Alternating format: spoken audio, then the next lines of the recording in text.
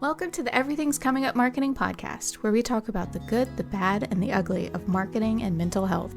On this show, oversharing is caring. I'm your host, Amber Rhodes. I hope you enjoy the show.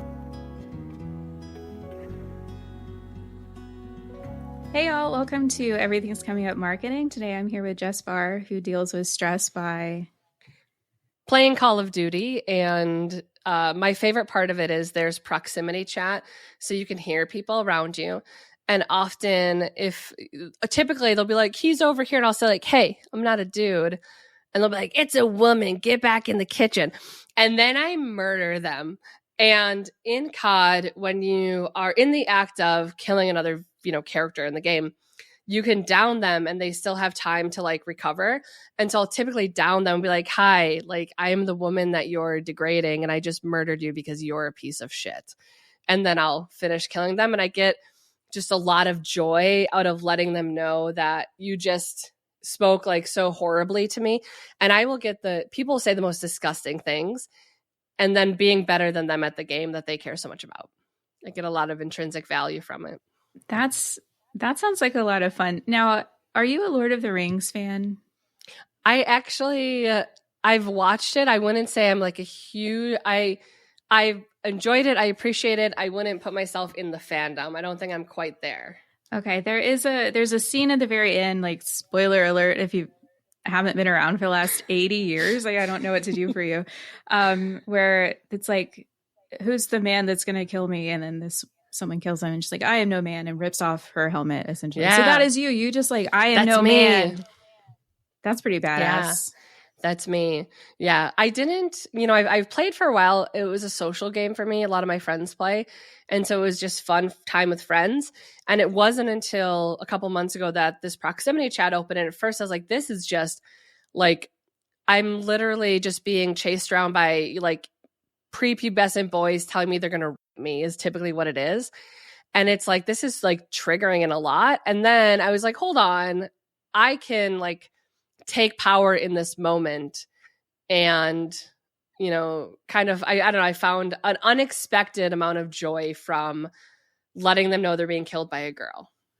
Yeah. You're in this like pop country music fantasy where all the women's pop country music is basically about murdering their husband, and that's kind of what you get to live. I'm living that life on Call of Duty. Yeah, you're like Goodbye Earl.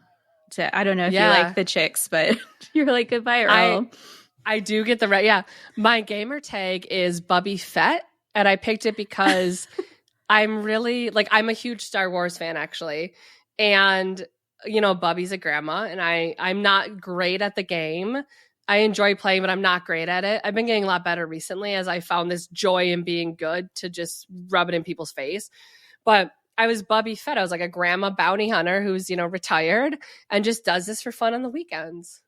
So it all comes full circle. Yes, that's amazing. It does sound a little bit like my nightmare if you can just hear people around you talking. That sounds horrible. Yeah, and like we're going to come SAU. Yeah, it's a bit much. The guys I play with also, I think I predominantly play with a group of men, and I think they've been great allies in that world where they're like, hey, that's not okay to say. I know it's a video game, but like that's not okay. And so they've been calling them out, and some guys have been like, oh, I'm sorry, I just thought it was like getting into it. And they're like, no, like that's not cool. Like tell her she's bad at playing, like don't tell her you're gonna rape her. So there's been like surprising moments in there of other people who aren't even on my team, who are in the area too, who can hear it, who'll be like, hey dude, like that's not cool to say.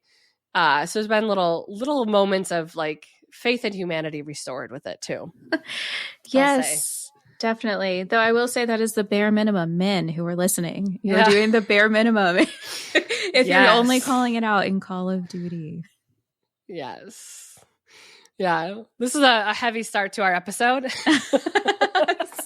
This is kind of just how it flows is I ask a bunch of questions. Let's get into your trauma, like all of that stuff.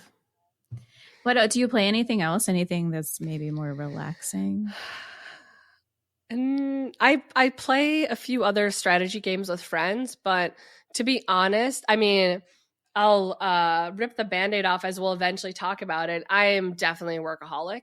And so previously I said, let me figure out a craft, like a hobby. Like I'm going to start crafting. And to be honest, I talked myself into crafting so that I would sound more dimensional when people are like, when I would meet people networking, like, what do you do outside of work? And I was like, I work, like, that's my life. So I started crafting, and I got a Cricut label maker. I thought, great, sorry, Cricut is like a cutting machine. And I said, it's a fancy label maker. Let me go organize my house. And then I ran out of stuff to do on Cricut. So I thought, I'll start an Etsy shop, and then people will tell me what they want made and they'll pay for my materials. Long story short, my hobby turned into launching a business on Etsy that I ran for 2.5 years and was extremely profitable. So I'm not good at finding hobbies. So Call of Duty is it. That is my hobby, is Call of Duty. And I lift in the gym. I lift also, but Call of Duty is the thing I do to relax. I got you. Like, you can't pick up another craft or you'd have another business. And who I has know, the time? Listen, I'm trying to keep my number of unique businesses to a single digit, to a one, specifically to one. To one, so, yes. Not I can count them on one hand, but just one. One. So I do have a very important question for you. Okay. Hey, how you doing? I'm doing pretty good. I'm in a very transformative portion of my life, and I think it's like a high stress environment at the moment, but I feel like I'm navigating it as well as I could. And I'm just trying to, enjoy the experience and the process with it. So I'd say like 8 out of 10. I think it's pretty good. Yeah, that's 8 out of 10 is phenomenal in my book, especially highly stressful situations and learning how to navigate through them. I don't always handle those like a champ. Yeah. Oh, I just shut down emotionally completely.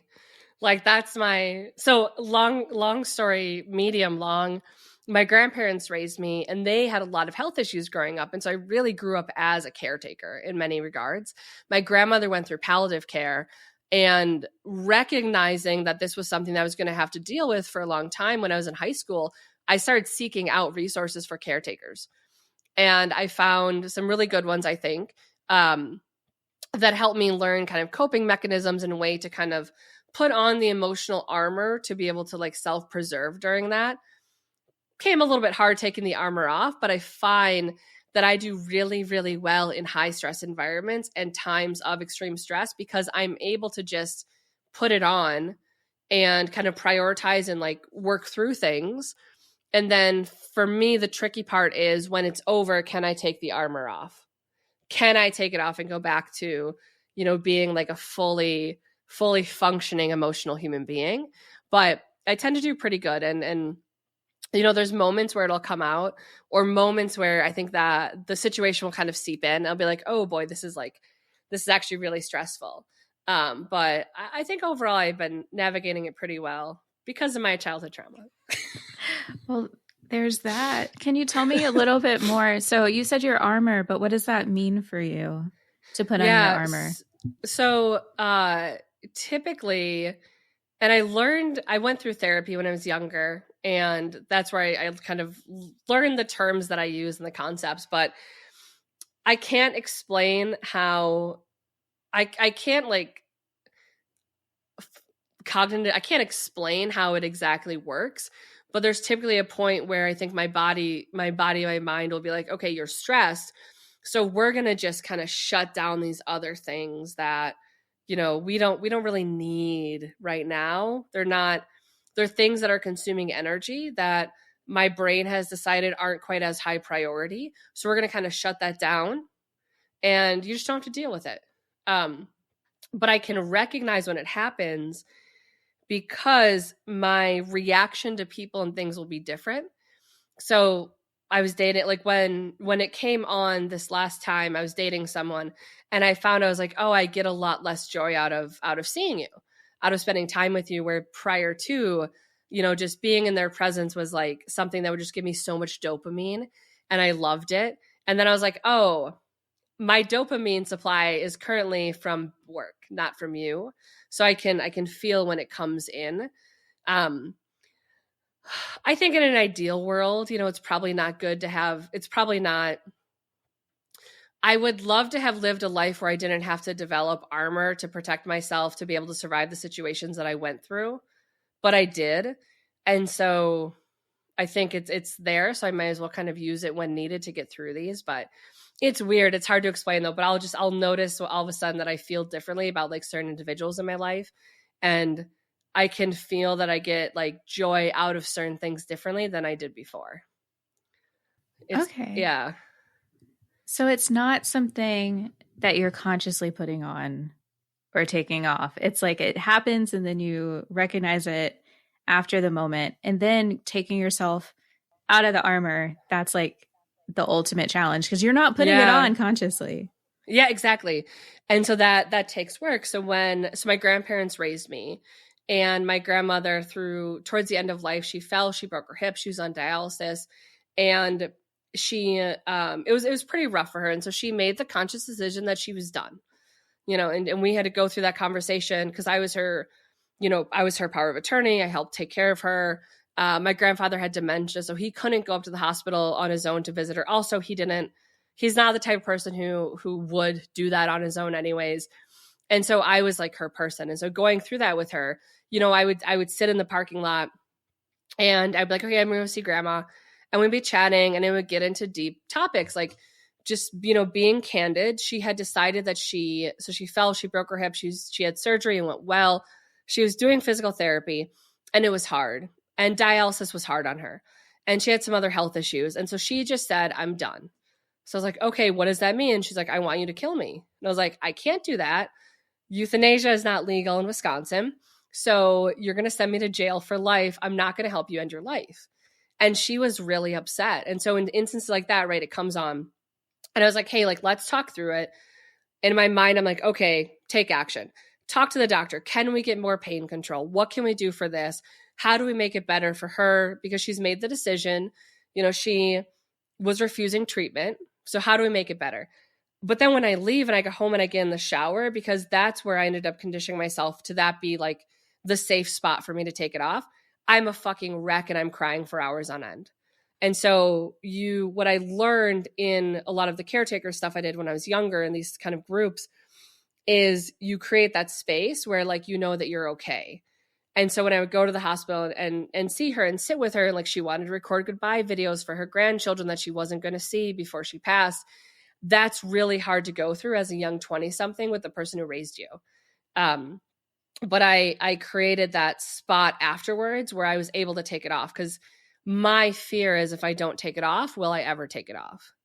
And the more that I'm in that like high stress environment, especially with, supporting both my grandparents through the end of their lives, it's a lot, and it's a lot to go through emotionally and trying to get out the other side and be okay still with it. So I have techniques that I learned through therapy and working with professionals on how to, try and get rid of it. But it's always a lingering fear I have. Yeah. And it's interesting that physical space actually has something to do with it as well. Like being in the shower. I know that actually a lot of people love a good shower cry, whether it's happy, sad, a good car cry. But yeah, like the actual leaving that situation, finding your safe space has something to do with de-armoring. Yeah, I think it definitely is. I would also, like when I got in my own vehicle, like when I was in my space where I felt safe and like no one was there, that for me is like that safety. So even when, I'm in a bit of a stressful situation, I launched a company in January. I'm at that spot where I have a good amount of client work. I want to make sure we're fulfilling client work and also growing the agency. So I'm bringing on staff to help with current needs, but I'm also staffing for future needs. So it's a bit of a gray spot because I'm also now responsible for human beings. I'm not just paying them like a livable wage, but we have 401k for every employee, regardless of part-time or full-time. We're trying to bring in benefits. We're trying to build a really good company. It's stressful. When I play Call of Duty, it comes off. So like for me, like Call of Duty with my friends is one of those triggers where I'm able to sit there and just like be myself and joke. And then I go to bed and then I wake up and I'm good in the morning. And so it's like creating more of those kind of spaces where I'm able to not just de-stress, but like have a safe spot to just be myself in that moment too. Yeah.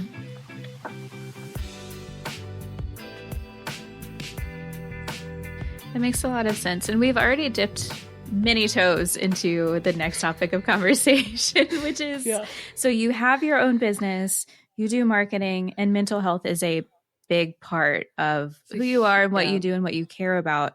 Can you tell me about the Venn diagram of your mental health position and your marketing position? Yeah. So that's a great question. So I definitely, I think that I've seen so many people through the course of my career. I started in manufacturing engineering, actually, where I was like the only woman, which was an experience in its own. And I've, between that and then working in some tech companies that are very like bro culture, and going through working, I've worked my entire life. Like I had my first little side hustle in elementary school, and going through that and knowing what that, I don't want to say what that's done to me, but the toll of having to go through it and seeing employees who have had to go through like really tough job situations and situations where they're dealing with mental health issues, where they're dealing with, stressful situations that are leaching into work and they're not able to necessarily focus, and seeing them not have the space and protection to be able to just prioritize themselves and like their flow through it, and often not having the space because of the company culture. I don't want that to be the norm. I want when I have an employee to know that I can create a safe space for them, a safe psychological space for them to show up fully, to take time off if they need time, to not have to worry. Like I've had quite a few employees with ADHD who have been terrified to share it because they're worried they were going to get fired, because they've seen coworkers on other teams get fired when they've had issues with focus or performance. I'm going to say performance like loosely. It's focus. And because of that, they were deemed to have performance issues. Who I've seen friends who have not been able to get accommodations for issues that they're going through. And like that sucks so much. And I think there's just something in it that really kind of lit a fire under my butt to want to try and make a change for it. And so I feel like my marketing practice, just being a marketer in general, is like a complete Venn diagram overlap with all the mental health stuff that I've worked through and that I see people go through, because we can't fully separate ourselves from our work selves. People talk about like work-life balance, like our work person and our at work person are two different things.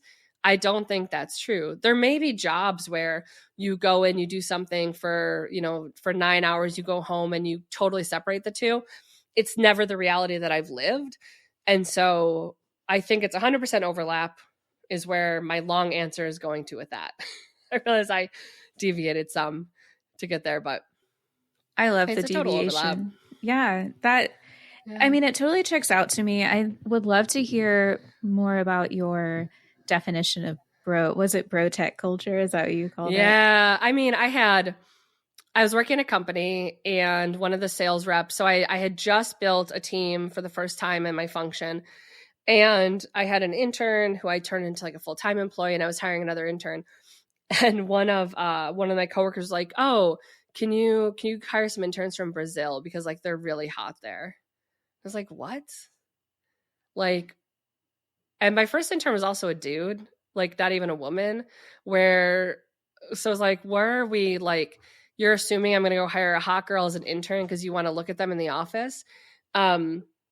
Working in manufacturing is much worse. I would get comments quite often that like, "Wow, it's nice to have like a smart woman around here," and stuff that was just super backhanded. But I think on the bro tech side, I went through 5 or 6 years where I worked every single holiday because we were running Black Friday campaigns, and we were running campaigns with like impression guarantees that we had to make sure delivered end of month. And so we would be in the office, like my boss and I would be in the office at 11 p.m. I had a CEO one time at this company I'm thinking of specifically, that I was like, "Hey, I learned that the AC turns off at 7 p.m. on Fridays for the weekend. So it'd be like really great if we didn't have to be here." The CEO bought me a fan, like a little desk fan. That doesn't work for me. Like what? And, the founder would take the entire dev team out for bourbon and wings at 11 p.m. on a Tuesday.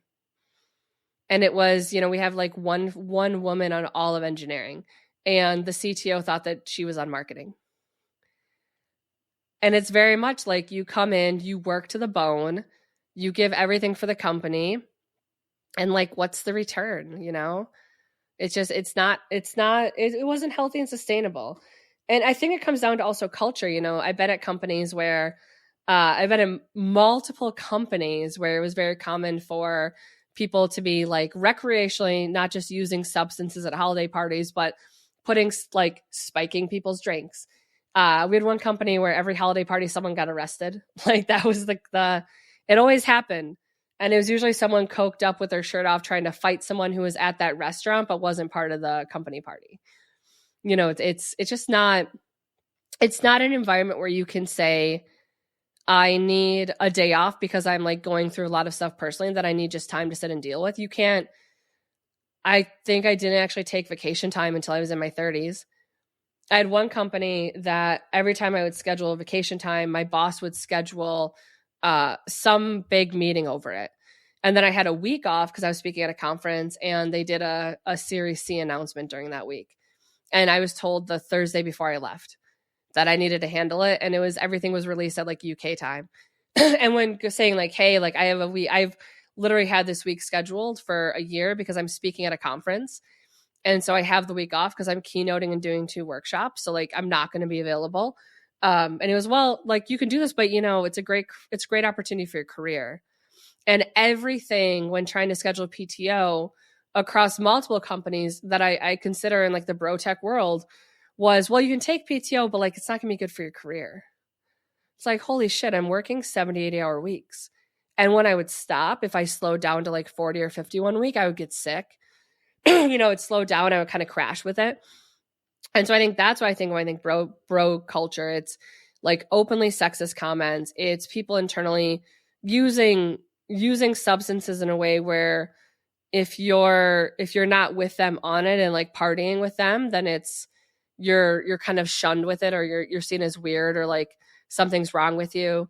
It's that culture of like, I'm trying to build a company that's growing fast, that's doing something exciting, but we're doing it with full-time being 32 hours in the week. In there, we're going to build something fast and we're going to move fast and we're going to like disregard what people may be saying and concerns because we want to, change the world. But we're going to do it and people are going to sleep at the office. There are a ton of times where I would leave at midnight, 1 a.m. and I would be back in at like 6 a.m. And it's not anyone saying you have to do that, but it's the culture where if you get in at like 9:05, they're like, whoa, half day. It's like, what the fuck, Yeah. Did you have any aha moment so I do think that like early on in your career, we were just kind of taught that this is how it's supposed to be, right? And it's like, oh, I'm so lucky to have this job, so I'm going to do whatever. But yeah. Was there a moment that just clicked for you and you were like, you know what, this actually isn't how it's supposed to be? I will say I have been conditioned my entire life to work like this. My grandparents had rental property growing up, and so we would work before school every day. So when I say like I've worked my entire life, like I remember being in elementary school and the lawnmower handle was above my head and mowing the yard. Like I've done this forever. And so it wasn't until I got extremely sick. I got COVID. I was in ICU for a month. I went through adrenal withdrawal. Like it was very bad. And I was starting to come back into work. And I was like, man, like I can't focus. I'm having a lot of trouble. I had a lot of brain fog with it. And I was talking to my executive coach, Jeff, who like changed my life. And he was like, I think that you have a problem. It's like, you should not work. You should not be going back. I was out of work for, I want to say 2.5 months when he said this. And I was just starting to get back into it. He's like, I think that you're very sick and you need to take the time off to rest now, or else you're not going to be able to get back to work. And I think you should really talk to your HR and do FMLA, and you should take like 6 months off of work because you're very sick. And he had seen me before I got sick. And so he'd been working with me for, I want to say 1.5 years or 2 years, like a decent amount of time, where he knew me, he knew what normal was for me. And I was like, I can't do that. And he was like, why not? And I'm like, I can't not work. I'll do part-time. And he was like, no, don't work. I'm telling you, Like, my job is to help you build your career and get to an executive spot. And I'm telling you, you need to not work. And the idea of not working gave me so much anxiety, because I'm also going to say during all this, when I'm like, the first thing I did when I got out of the hospital is I worked on orders for my Etsy shop. Like, I couldn't not work. And I was like, okay, like, let me think on that. I'm like, and I know, like, I knew internally, I knew that Jeff was right, that I needed to not work. I knew he was right. And I was like, I can't not do it. And then I talked to my boss, and she was like, I just don't think it's, essentially had said, I think you should really, like, let me know your schedule for getting back to work.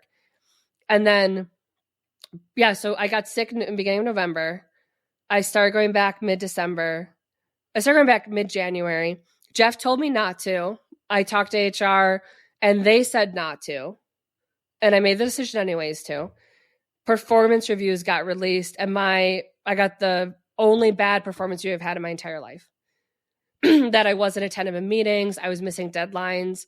And I was like, I didn't even want to come back. Like, I did not want to come back to work. I know I shouldn't be coming back to work. Like, you're pushing me to come back to work early, and now you're punishing me for not doing a good enough job because I'm not healthy enough to be working. But you made me come back to work.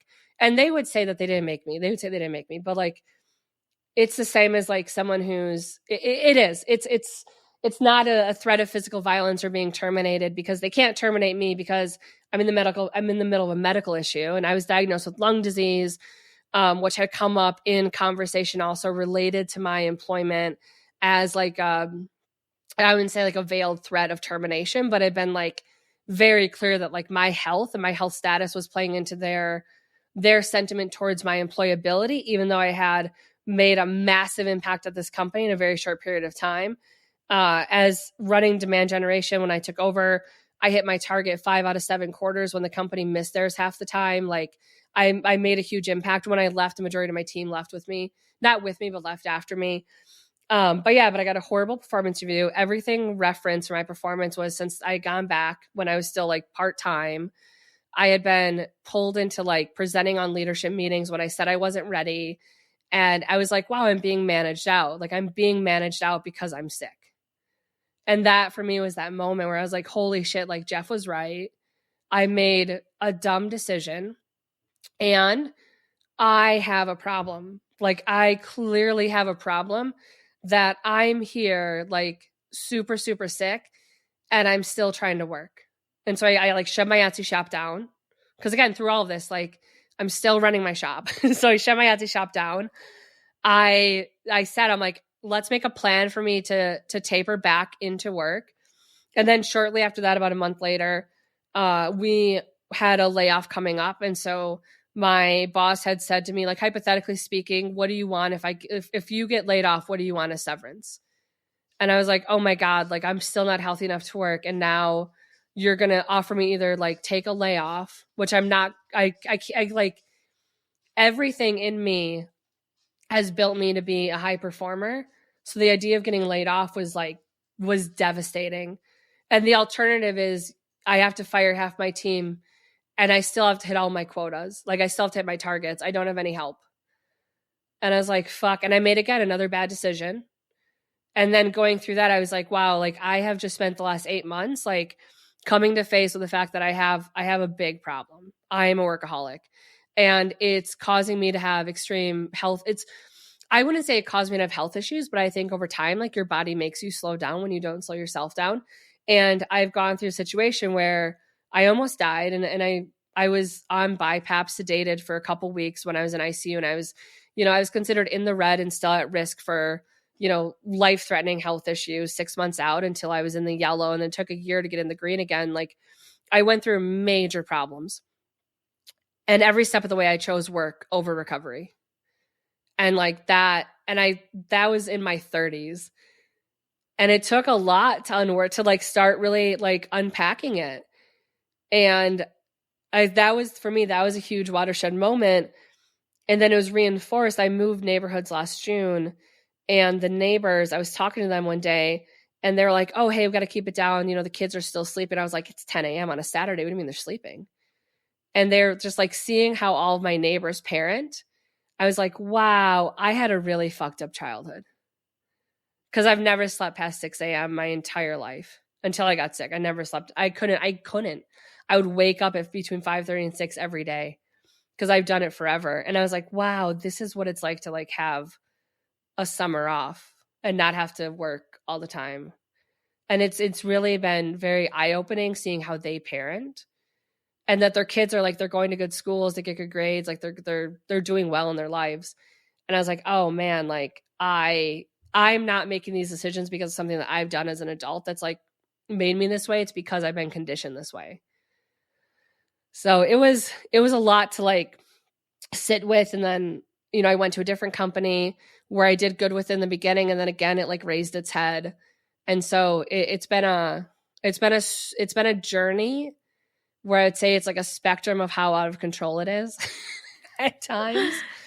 I took 5 weeks off between jobs though over the summer. And that's the first time that I've taken more than 2 days off. And it went well. Like I got through it. I adjusted to the anxiety. I got through it past. And then I was like, okay, I think that helped kind of reset it too. But yeah. Okay. For those 5 weeks, you have to tell me. That was a great story. I was enthralled the whole time. I'm curious. Don't ask me what I did. I have to because the question I redid my entire house. I repainted the entire house. I redid all the floor. You were. I had I had a contractor who did it, but I moved into a new house and I was like, well, I want to redo the flooring, so I have this time. But I did things that I wanted to do versus like I have to do this. I was like, yeah, like I don't like the house is really, you can see now it's kind of like it's actually light pink. But it was green and it made me feel like I was being consumed. But I just did like all these like things that I wanted to do where it wasn't like I have 5 weeks, I have to be productive. I was like, yeah, I'm going to go to Home Depot at 11 a.m. on a Tuesday and I'm going to spend 2.5 hours picking out paint colors because I'm going to repaint my kitchen.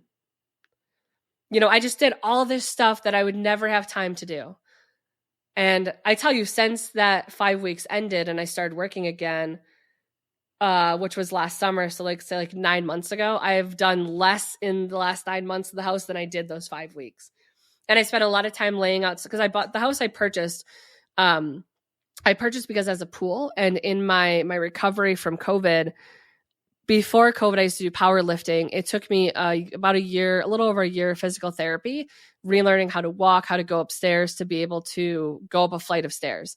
And I'm still 2.5 years later, like just now able to do what I used to do as a warm-up workout at the gym. And so the house I purchased because it has a pool, which has been really helpful in my recovery. So I also spent a lot of that time just sitting next to my pool, listening to podcasts and just like not being productive. And it was really, really hard in the beginning. And I was like, I need to go apply for jobs. I was like, you know what? I'll do it tomorrow. Like, I'm just going to sit and enjoy the nice weather. I'm going to swim every day. I'm going to take the time just to exist. And it was I think it helped a lot in being able to experience what it's like not to work 24/7 and that my life didn't end. My life got better. So it was very helpful, but I did do a ton around the house during that time. I think that's allowed. Yeah. Like that's fine that you did stuff around the house because you turned off the side. It sounds to me like you turned off the side of your brain that was like, I absolutely must be productive to make money. Like, yeah, I think we're all kind of beholden to this desire to always want to make money because nothing is certain and everything could be taken away. You know, it also isn't even making money. It's if I'm not doing something, I'm not being productive. Like when I was growing up, if we had nothing to do, I would go and literally I would dig 1 foot square holes in the yard. Because you had to always be doing something productive. Like to sit and just relax was like, it wasn't a sin. My grandparents weren't religious. They were Catholic, but they didn't really practice. But it was, if you're not doing anything, like, what are you doing with your life? Like you're a failure. And so I work in tech, so I've ended up being in roles where I'm able to like make a healthy income, but money has never been the driving factor. It's this like dopamine that I only get when I'm being productive, and this like immense shame of not working. Yeah. I think I haven't talked through it out loud before, but I think that's what it really is like, you're not doing anything. Like, what are you doing with your life? It's Okay. like, I don't know, existing? Like, Yes. can I exist? Is that like good enough? Is existing good enough to justify how I'm spending my time? You know? Yeah, like that's a totally different thing to unpack, and I'm happy to do it right now, which is like the Yeah. the productivity thing is so interesting because like you're a kid digging holes. What's the fucking point of digging that hole? But you're like, I you just gotta need fill to be, it back in. You gotta. You're just like, I need to do something. Yeah. And it's like, what is the purpose? The purpose of being productive? Anything. Yeah. Yeah. It's so annoying too, because I'd have to dig these freaking holes and then I have to fill them back in, and then our yard looks like absolute shit. And then who gets in trouble for the yard looking bad? I do, because I'm also the one that has to mow it and aerate it and seed it and do everything. So it's like this like never ending, just like it's Sisyphusian, where no matter what you do, it's like not enough. I think that's what it is. My grandfather's a narcissist, is where this is all going. So it's like everything is not enough. And so what I found in the work world is I'm always just chasing this thing that will never, ever come. And so why not chase something better? You know, right? So in a potential situation, which would be like the ultimate feeder for workaholism, is I have an agency, and so we bill out hourly. And I typically do consulting in between full-time marketing roles. And it tends to feed. It either feeds or controls the workaholism, because you're capped on the number of hours that you can bill for a client. Typically, they'll like get you on a retainer for like 10 or 20 hours a week. But you're not capped on number of clients. And so all of a sudden now, you're chasing billable hours. And in the past, that was a huge driver. Now I found, and I think it's because I took so much time off I say 5 weeks, like it's so much time. 5 weeks is standard for some people in some countries. But because I took that time off, I'm like, okay, what can I do in 40 or 20 or 10 or whatever it is? And if I don't do it, I don't do it. And, I have employees who are on client accounts that are billable. And my coaching to them is, you have 10 hours. What can you do in 10 hours? Don't work over 10. And so now this time around, consulting has been really helpful, because it's helping limit that, where I'm planning my week out, that I will admit, I do plan myself with like 50 billable hours a week, but it's going down as I staff. It's going down as I bring on more people. But it's created almost a control where I'm like, okay, I know that every morning I work out. For me, working out is my anchor, my anchor habit. And so if I work out, it's going to keep everything else in order. And then in the evening, I have to reserve 3 hours a day for Call of Duty, because that's my social time. Like, that's where I hang out with my friends. And so what do I actually have available for work between then? And I have to take podcast time out and take time out for other things. So great, cool. I'm going to plan this much time. And then what can I do in that? And I'm very fortunate, I would say, also to have clients who are really, really respectful of hours, where they're saying, hey, we know we have you for 12 hours. We know we have your company for 12 hours a week. And we think we have this bigger project. And so we don't want to go over on our hours. So can we rescope it? Or like we have, 8 hours this week and we really only need 4. So we want to like just make you aware that, we only need 4. And so it's been, I think, because the way that I'm building the agency, I'm working with good people who are respectful of it and who aren't in bro tech culture, where they're saying like, we know it's 40, but really like give us 70. I feel like it's been a lot healthier than it's been in a long time, which I think is also why earlier I said I'm at an 8, where, I feel like it's not, my workaholism is in check and it's not out of control. Though I do recognize I'm working more hours than I ask my employees to. But because I've also been in this system for so long, I think I would struggle a lot with being like at 10 hours a week with it. Yeah. Like there's so much to unpack. I think a lot of people would be very jealous of some of the clients that you have who are respectful of your time and respectful of the scopes. Yeah. I've said no to a lot of clients. I sometimes I feel like it's not like a real life situation, but I'm a quarter in to having the agency. I just made an offer to my 13th employee. I have 4 that are full time. Many of them are contract part time where they want to do like a very specific function. They're coming in to help build it. And I would never ask any of them to work with anyone they don't want to work with. And I would never ask any of them to do work they don't want to do. And so I've built it the same where when I talk to a client, if I get the vibe that they are one of the clients who's going to be extremely demanding and they don't want meeting time to count towards billable hours, they don't want project management time to count towards billable hours, and they're really nitpicking it, we're not going to work together because I don't get the sense that you're going to be respectful of the boundaries that I'm setting for my team. And in setting them for my team, like it's easier for me to advocate and protect their time than it is my own. But by setting it for them, I'm setting it for myself too within it. But it's taken a lot. Like it takes a lot of risk also. I said no to a client the other day, that would have been like a pretty big account where we could also help bring on more headcount with it. And I said no because one of the people on my team has had an experience with someone who had an experience with them before and had heard anecdotally that they were just like a nightmare.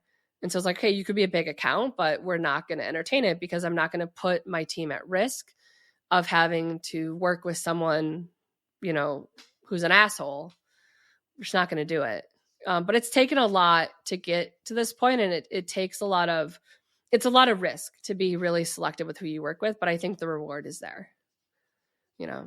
I think so. And I can tell that you're a big advocate for your team. And one of the reasons I wanted to speak with you, like the first time I spoke with you, was we had a really fun conversation for your podcast. And you had mentioned that some of your team, they have ADHD, and you yourself feel like you need to be an advocate for them and create that environment where they can truly thrive.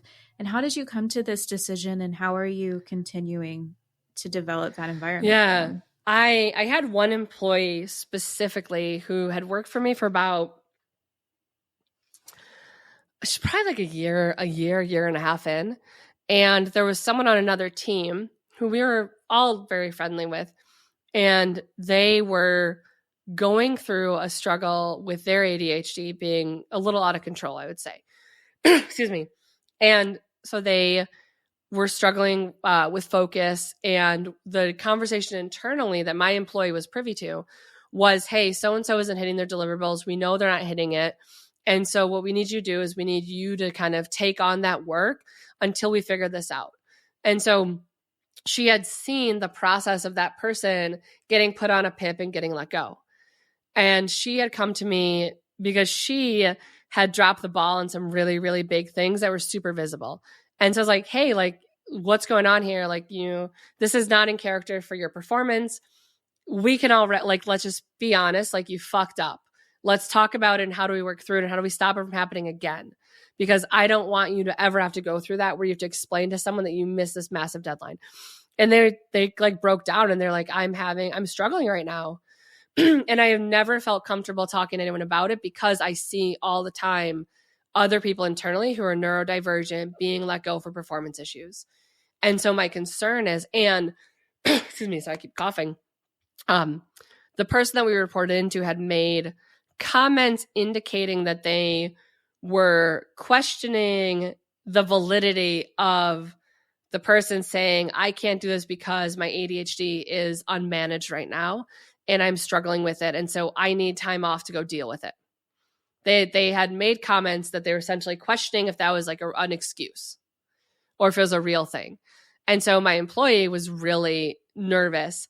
She's like, I'm struggling with this. I need some more space. Like, I need my workload to be reduced and I need space to work through this. But here's my plan.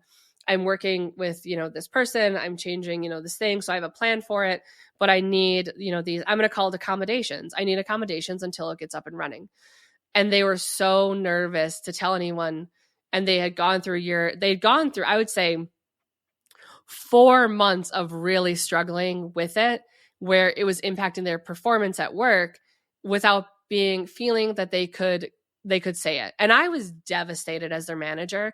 I was absolutely devastated because I care so deeply about my employees. I have an employee that hasn't worked for me in almost like a year and a half, 2 years, that we still have a bi-weekly on.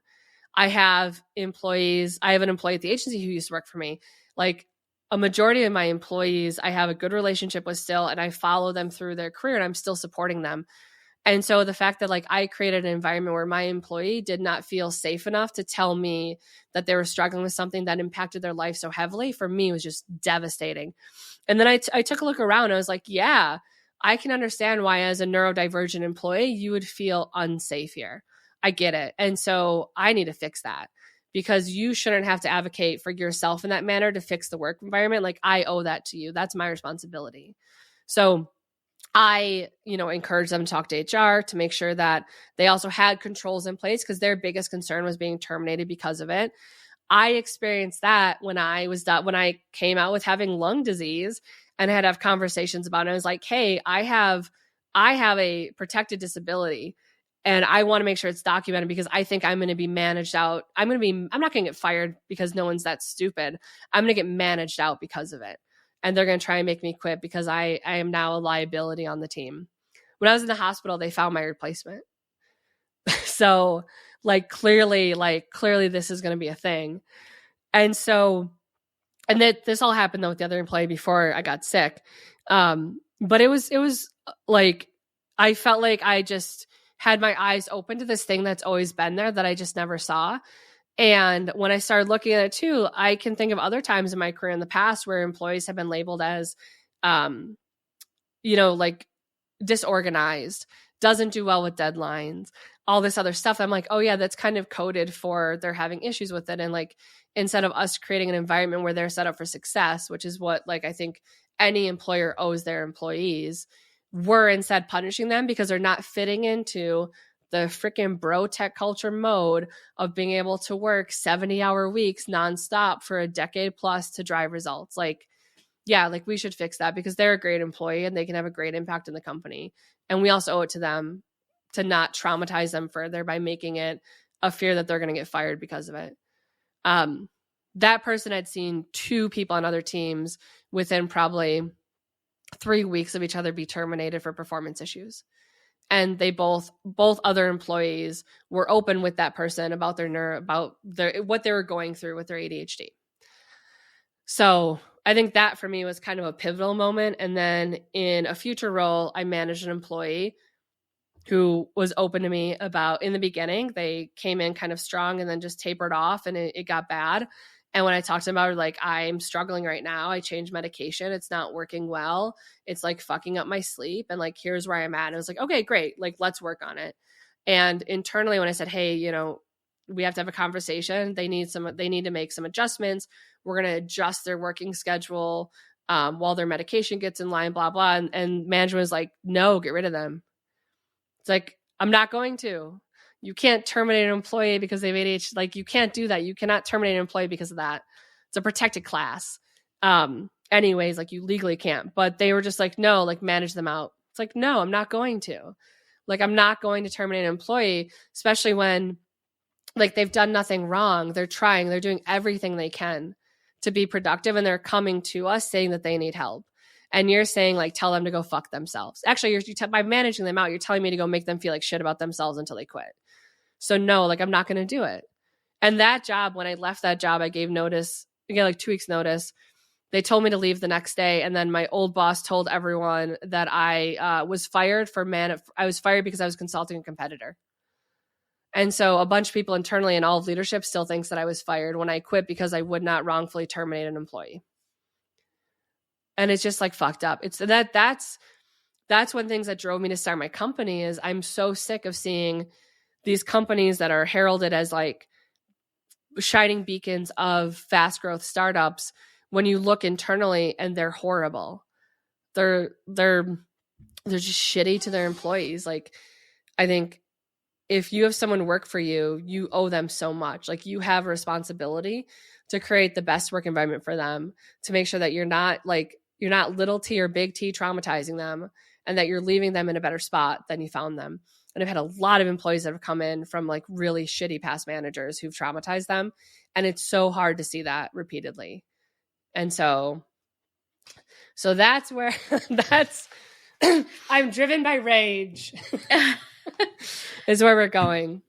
I think often what I found is when you're someone going through a health crisis, which I'm going to say, like, if you have anything going on that's strongly impacting your day-to-day life, it's a crisis. When you're going through it, though, you're not in the room having the conversation, deciding your fate. You're not there.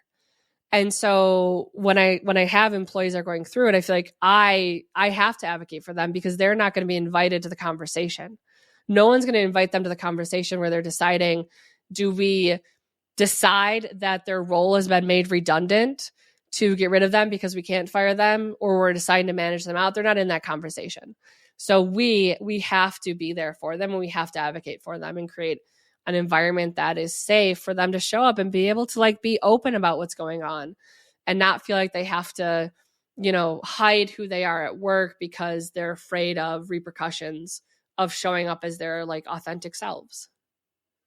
I agree. Snaps for that. That's like, it sounds like you're an incredible advocate. And typically around this time in the show, I would ask the guests to share advice for someone who's like trying to deal with their mental health and like make good choices at work. But actually what I would love to hear from you is, how can managers be better advocates for their employees, especially employees who are dealing with mental health issues right now?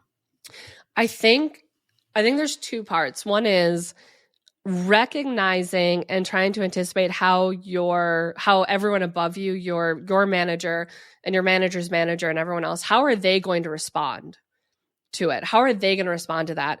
If you report into someone that doesn't think, like, I'm going to use ADD as an example. If you report into someone who makes comments like they're just over medicating everyone, or which actually honestly, like, people are over, I think that's a whole different thing. It's a can of worms. But if you report into someone who is going to question the validity of your employee's situation, you need to protect them. You maybe don't want that boss knowing what's happening. You might need to protect them and say, they're going through some family stuff right now, and so they need a little bit additional time. Like, maybe that's something that your boss is going to accept and acknowledge more directly than saying, hey, they have depression and it's currently flared up, and so they can't leave their bed. They need time to deal with it. If that's something that internally is going to make that employee be seen in a poor light, don't share it. Also, if your employee isn't comfortable with you sharing it, don't share it. Figure out how you need to set that employee up to still be seen in a positive light with everything going on. Like, don't out them, but set them up that they're going to be okay and have the space for it. I think always let HR know what's happening, because HR needs to know. I mean, they need to know for liability reasons, so they offer accommodations. They can have those conversations. But HR for most companies is a safe spot for those employees also to have open conversations about what's happening and what they need and how they're being treated. So it's like internally understanding how to set them up for success the best way possible, as they may need something internally. When it comes to your employees, it's creating that psychological safety that they can come to you and talk to you about what's happening, and that you can work with them on what the best result is. Like, your job isn't to fix anything. Your job isn't to, provide a solution. But your job as a manager, I think, is to create the space at work that they can deal with it, and they can have room. Like, maybe you need to double check everything they do because they are really struggling right now with detail, or they are in a depressive episode and so they can't take meetings before 11 a.m. Or it's winter, so send them a freaking sunlight. Like, there's so much that you can do as a manager just to support them as a human being, and then make sure that you're protecting them internally from anyone who isn't going to be as caring to them as you are. Because that's the reality. Like, there's a lot of companies with a lot of leadership that just doesn't acknowledge neurodiversity as a positive thing. Like, that's the harsh reality. And I think as a manager, like, you need to protect your employees from that, And I mean, they know what's happening. Like they're not dumb to this. Like they know what's happening. So you're not like protecting them from the reality of the world. Like they know the reality's there. You're lessening them having to deal with it directly all the time. That's my take on it. Is, care about them as humans. It should be that simple. Yeah. Right. I'm so appreciative of your perspective, and I want to thank you so much for sharing that. And I hope that people are taking notes, because to me, this sounds like almost a best case scenario of how you want your manager to act, where I can come to you and say, I have anxiety and depression, and it is negatively affecting my work right now. And you do not take that out on me, but you give me the space to figure it out so that I can continue to be productive in my best way. Yeah. Yeah. I hope someday that everyone can, that it's the norm, right? To create environments that are healthy emotionally for employees. I think the reality is a lot of them are pretty shitty still, but it's up to us, like the next generation of leaders in whatever function we are, to build that internally and to drive that culture. I agree. Or quit. If you're at a shitty place, just quit. Just quit. It's never worth it. That is true. Yeah. I think that like if you did have to give a great piece of advice to people who aren't managers, it would be just quit if your manager doesn't understand. Yeah. I know it's scary, right? But when I look back at the situations I've been in, I feel like a majority of the times I've quit for a cause, like a reason. And I feel like, and I'll do it again. Like I will quit any job before I wrongfully terminate an employee. Any day of the week, I will quit before I do that. If I can't fix it internally, I'll leave. But when you're in roles that are affecting your emotional and mental health, and oftentimes it's hard to see you're in them, but when you're in them and you don't have the ability to change, leave and find a place where you will be welcome, because it's never worth it. Yep, it's never worth it. And in a total 180 to wrap it up, I would love if you could tell me a joke. Oh, I have a joke. This is my favorite joke that I told in college. What do you get if you cross an elephant and a mountain climber? I don't know. You can't do that because a mountain climber is scalar. Because when you're in physics and you, I'm not going to explain it. Google it, but it's funny. It's funny. Okay, I will definitely have to Google this because I don't get it. It's a physics joke. Someone will get it in the audience and they'll be like, what a nerd. I hope that's true. So I am handing you a soapbox for the last 60 seconds, and I would love for you to promote whatever you want. I'm promoting quitting your job if you don't like it. No, I will say, so I have a podcast, Marketers Talking Marketing, where Amber was a fantastic guest. Episode should be out soon. I don't know, at some point in the future. But I would promote that. I do often talk in that podcast though about quitting your job. So it's not off brand to advocate for that, but check out the podcast if you like it. If you ever want, advice on work situations, I'm always happy also to be an ear to listen and give feedback. So I'm on LinkedIn, put a pixel on it. It's my social handle and everything. So amazing. Okay, I will include your information in the show notes. So if people want to get in touch with you, they can just DM you. And thank you so much for being here. Thank you for having me. Of course.